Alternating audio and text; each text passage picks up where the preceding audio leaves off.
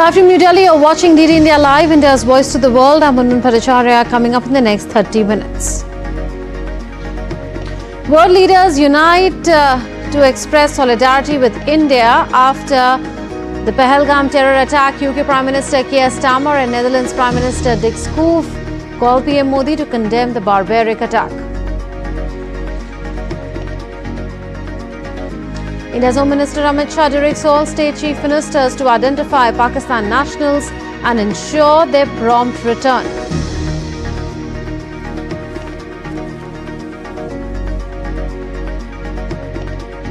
Trump's envoy Witkoff meets Putin in Moscow. Trump calls it a key moment in diplomacy to end the war in Ukraine.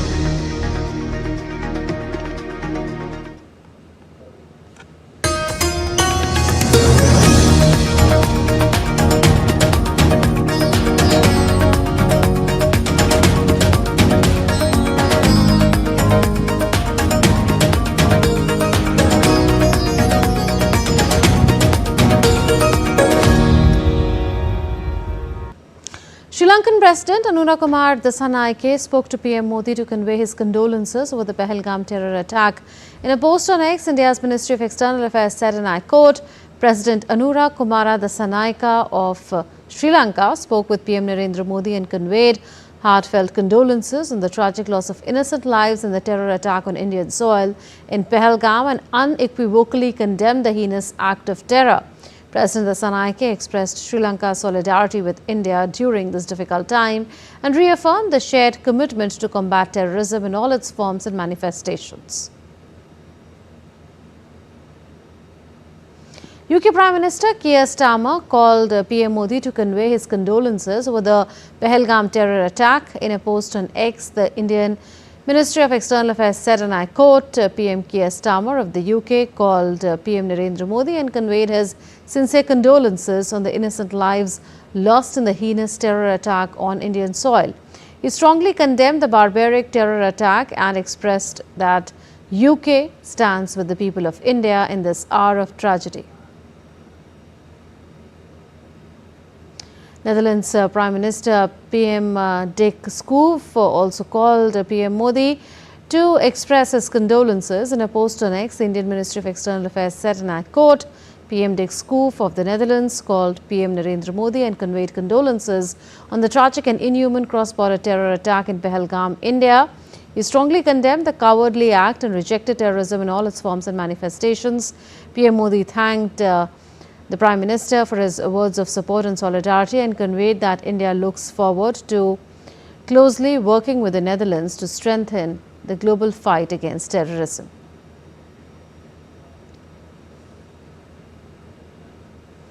In the wake of the horrific Pahalgam terror attack, global leaders have rallied behind India, condemning the act and expressing unwavering support for its fight against terrorism. From the US to Europe, Asia and the Middle East, messages of solidarity poured in. More in this report by DD India's Antara Sinha.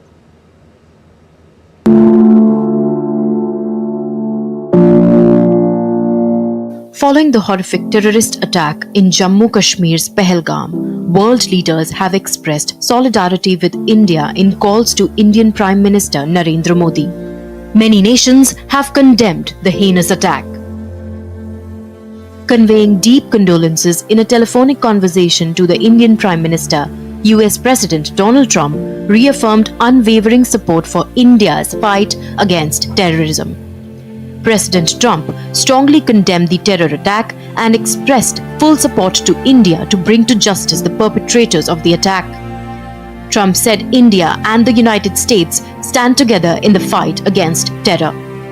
Australian PM Anthony Albanese also condemned the attack and shared heartfelt sympathies over the attack. He also extended all the support from Australia in the fight against terrorism.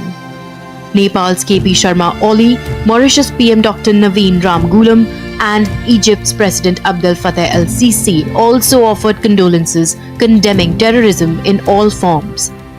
While Israeli PM Benjamin Netanyahu expressed outrage at the dastardly attacks over a telephone call with PM Modi, stating that Israel stands firmly with India, he expressed solidarity with the people of India and the families of the victims. PM Modi shared the barbaric nature of the cross-border terrorist attack and reiterated India's firm resolve to bring the perpetrators and their supporters to justice. French President Emmanuel Macron condemned the attack, emphasizing France's partnership in combating terror. Japan's PM Shigeru Ishiba and Jordan's King Abdullah II also denounced the violence and supported global cooperation against such threats. Ishiba said that terrorism cannot be justified. Both leaders emphasized that terrorism is a grave threat to humanity. Italian Prime Minister Giorgia Meloni and US Vice President J.D. Vance also echoed similar sentiments. Italy's Meloni called Prime Minister Narendra Modi, reiterating full support for India in the fight against terrorism.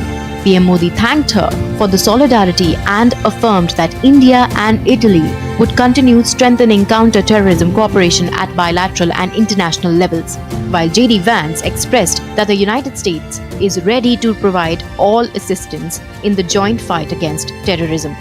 Leaders and diplomats from many other nations have condemned the Pahalgam terror attack. Iran's Deputy Foreign Minister Abbas Araghchi also strongly denounced the attack and expressed solidarity with India, calling for collective global efforts to eradicate terrorism. UK Foreign Secretary David Lammy also condemned the attack, offering condolences and support for the victims and affirming solidarity with India.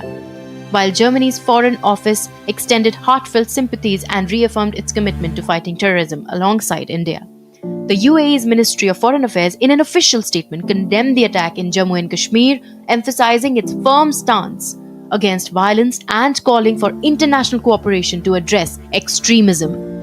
These conversations between world leaders and the Indian Prime Minister, along with global condemnation on official social media handles of leaders and many countries, underscore strong international backing for India and a shared commitment to counter terrorism. Antara Sinha for DD India. Days after India took a series of diplomatic measures against Pakistan over the Pahalgam terror attack, India's Home Minister Amit Shah directed all chief ministers to identify Pakistani nationals residing in their states and take steps to ensure their prompt return after cancelling their visas. All chief secretaries of states and union territories have been directed by India's Home Secretary Govind Mohan to identify Pakistani nationals residing in their jurisdictions and ensure their expeditious return following visa cancellation. Pakistan stands exposed once again as the three terrorists behind the dastardly Pahalgam terror attack have been identified as LET terrorists. Jammu and Kashmir police confirmed that one of the terrorists involved in the Pahalgam massacre is Adil Hussain Thokar, a resident of Anantnag, while the other two terrorists identified by police are Ali Bhai alias Tala Bhai and Hashim Musa alias Suleiman, both referred to as Pak National LET terrorists.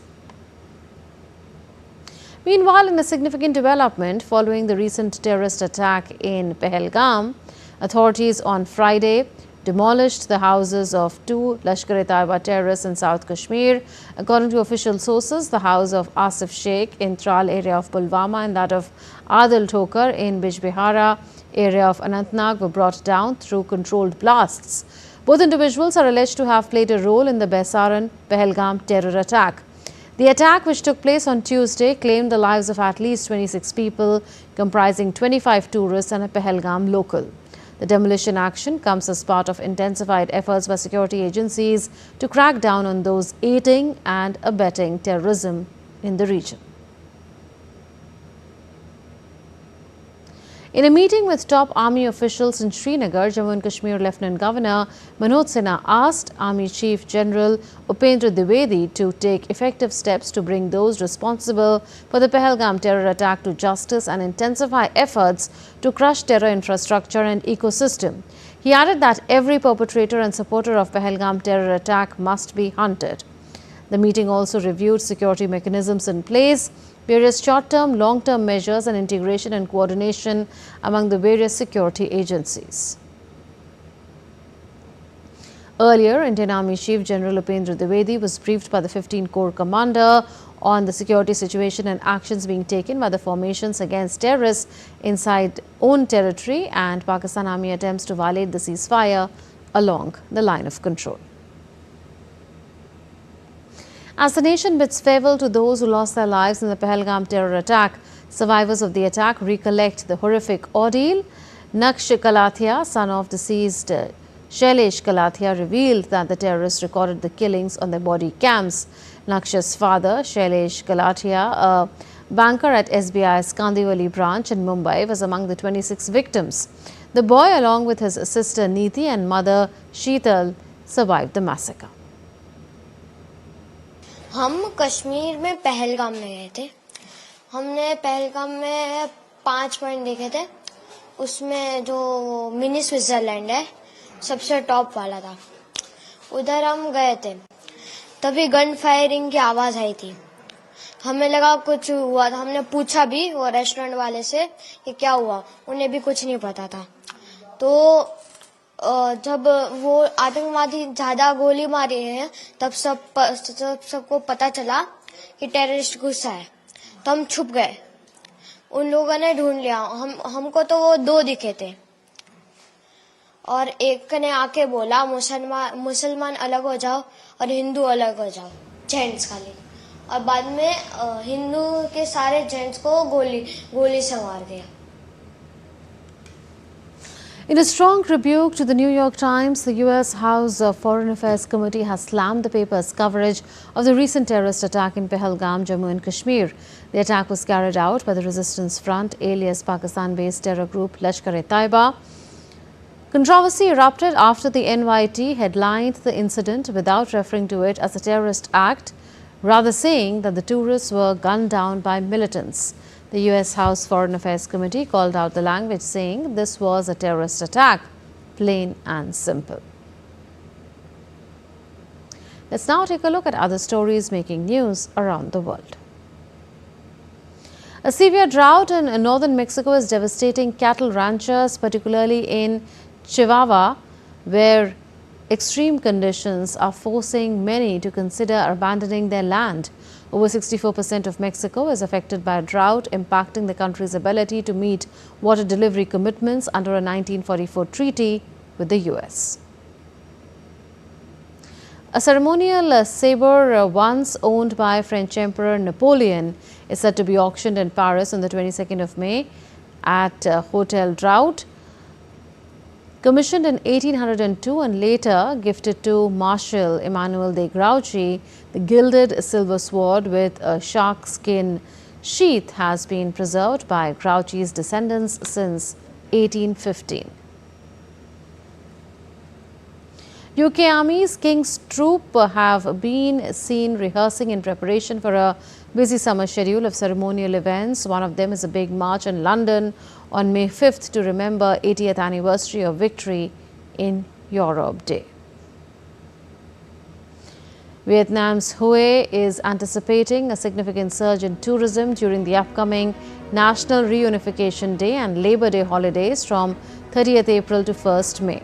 The city is preparing a vibrant array of cultural performances, culinary experiences and luxury travel offerings as part of the Four Seasons Festival within Hue's National Tourism Year 2025.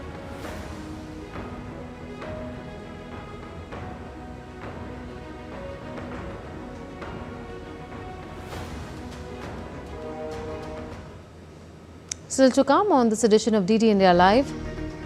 World Food Programme runs out of food in Gaza amid prolonged border closures.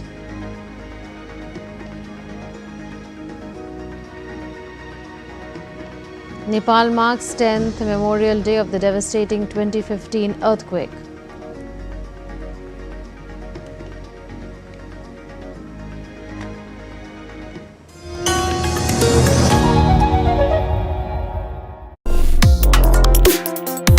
Complex issues, hidden agendas, twists and turns, strategic games. We think all dots are linked, we just need to connect them. Join me every week as I connect the dots to unravel hidden designs in statecraft, mysteries and decode issues that matter to you. Watch Connecting the Dots with me at these times on DD India.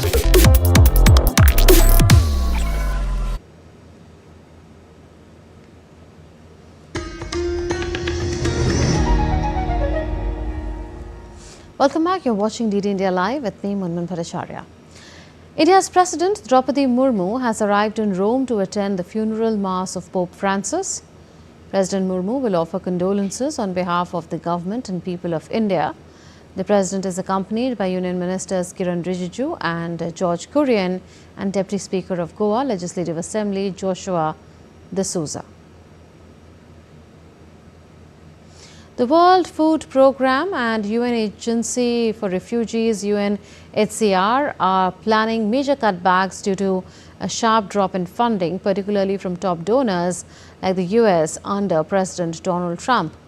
WFP warns 58 million people risk extreme hunger without urgent aid, with Sudan among the most affected. The agency expects a 40% funding drop in 2025, prompting a focus on critical programs. UNHCR plans a 30% cost reduction, halving senior roles and closing some country offices. Meanwhile, WFP announced on Friday that it has exhausted its food supplies in Gaza due to more than 7 weeks of sustained border closures. In a statement, WFP said no humanitarian or commercial goods have entered the enclave during this period.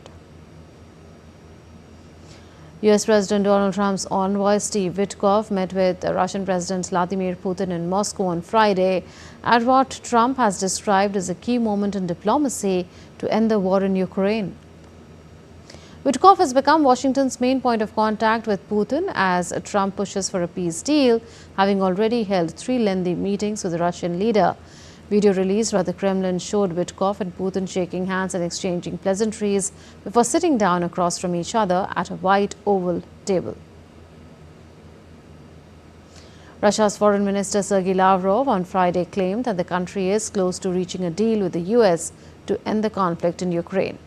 Lavrov said that Moscow is ready to do a deal on its conflict in Ukraine after Donald Trump urged Vladimir Putin to halt attacks in a rare rebuke following the deadliest strikes on Kyiv in months. Lavrov's remark comes after Russia launched a deadly barrage of attacks in Ukraine's capital city Kyiv that killed 12 people. Well, the President of the United States believes, and I think rightly so, that we are moving in the right direction. The statement by the President mentions a deal, and we are ready to reach a deal, but there are still some specific points, elements of this deal which need to be fine-tuned. The Ukrainian delegation at this week's talks in London with allies reaffirmed the principles on which the peace talks are based, including that Ukraine will never recognize any part of its territory as Russian. The Ukrainian Foreign Ministry spokesman said on Friday. Ukraine's President Volodymyr Zelensky said on Thursday that the talks between the Ukrainian and Western officials in London on Wednesday had not been easy and were constructive. Ukraine has repeatedly stated its aspiration to join NATO, noting that membership in the alliance would be a real guarantee against any aggressive actions on the part of Russia in the future. US President Donald Trump's envoy Steve Witkoff will meet Iranian officials for the 3rd straight week as the adversaries seek a nuclear deal. Witkoff last met Iranian Foreign Minister Abbas Araghchi in Rome on Saturday, where they reported progress and called for talks among technical teams. The US State Department announced that Witkoff would himself attend the technical talks to take place on Saturday in Oman, where he held his first meeting with Araghchi on the 12th of April. US Policy Chief Michael Anton will lead technical work on the US side. The inaugural Army-to-Army staff talks between the Indian Army and the Royal Saudi Land Forces were held in New Delhi. The discussions focused on the annual Defence Cooperation Plan, covering a joint exercise Sadatan-Sikh, training, military education, domain expert exchanges and engagements in areas of mutual interest. Both sides also explored avenues of collaboration in operational logistics, battlefield management systems and niche technologies to enhance interoperability and capability development. Nepal marked the 10th Memorial Day of the devastating 2015 earthquake, with various events aimed at raising public awareness on earthquake safety and promoting resilient infrastructure.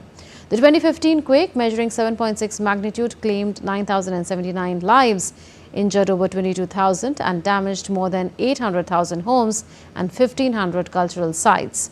Special programs were held across the country, including a memorial event at Dharahara, Kathmandu, inaugurated by Prime Minister KP Sharma Oli. In Gorkha, the quake's epicenter, former PM Pushpakamal Dahal opened a photo exhibition. President Ramchandra Podal emphasized the need for public awareness and effective risk reduction measures.